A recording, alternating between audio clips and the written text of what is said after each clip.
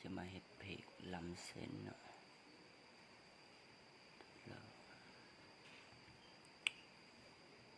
เห็นละ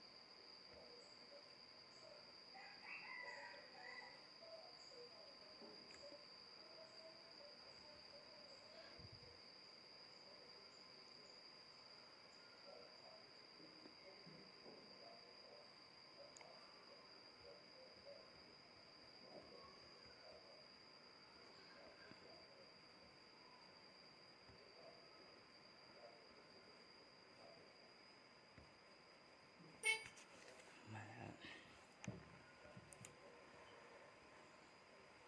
ตอนทำบิดนะต้องฝังมาก่อนนะอย่าลืมกดนี้เปลี่ยน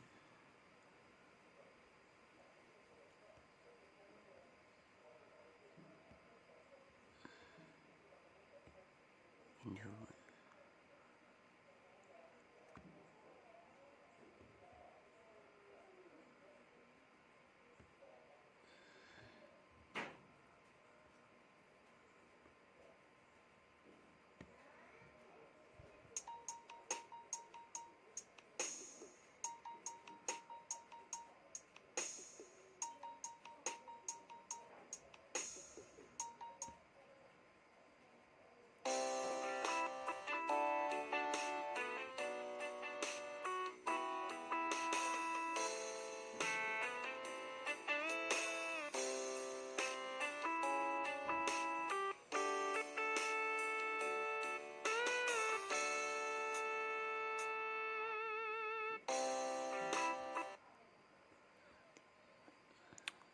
สำหรับเราคอนเวิร์ตไปเลย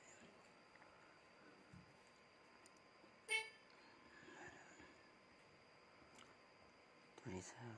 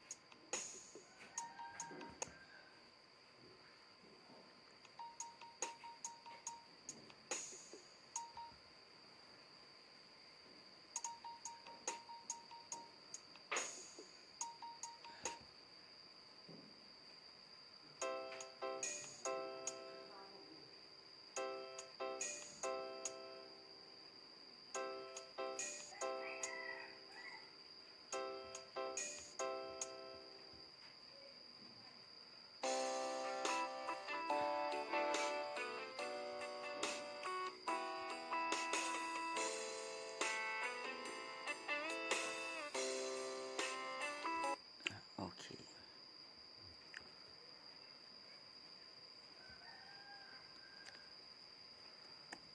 ทุกรอบที่หมดแล้วเนาะตัวนี้เนาะจงแต่CV 1อั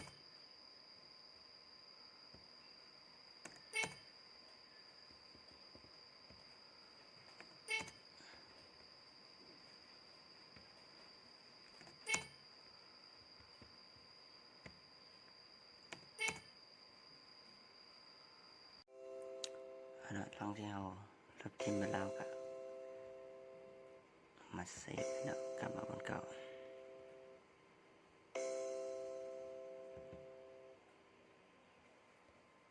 เซฟ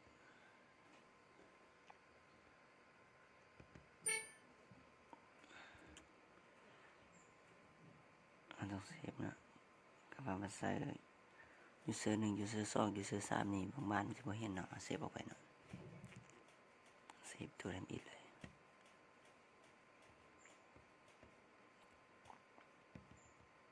ไว้หน้าจอเอาไว้หน้าจอเลยเนาะ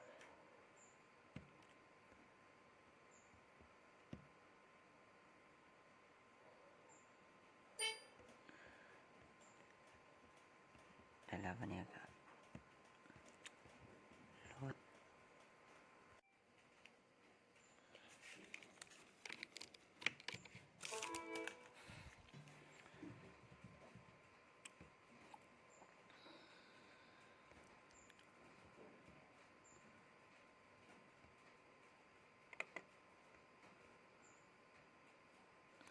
โหลดเข้าไปเลยติ้ง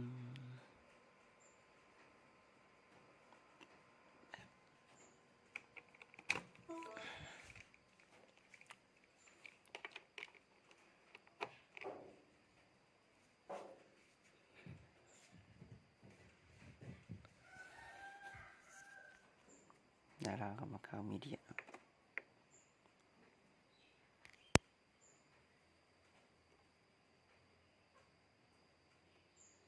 ซอกเอาไว้ใส่แล้ว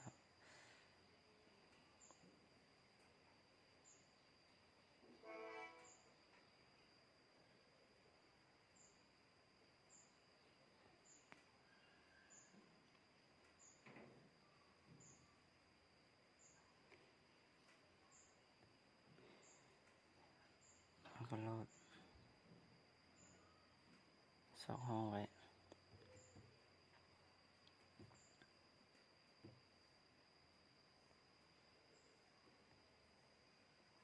แต่ต้องชื่อเด้อหลังจาก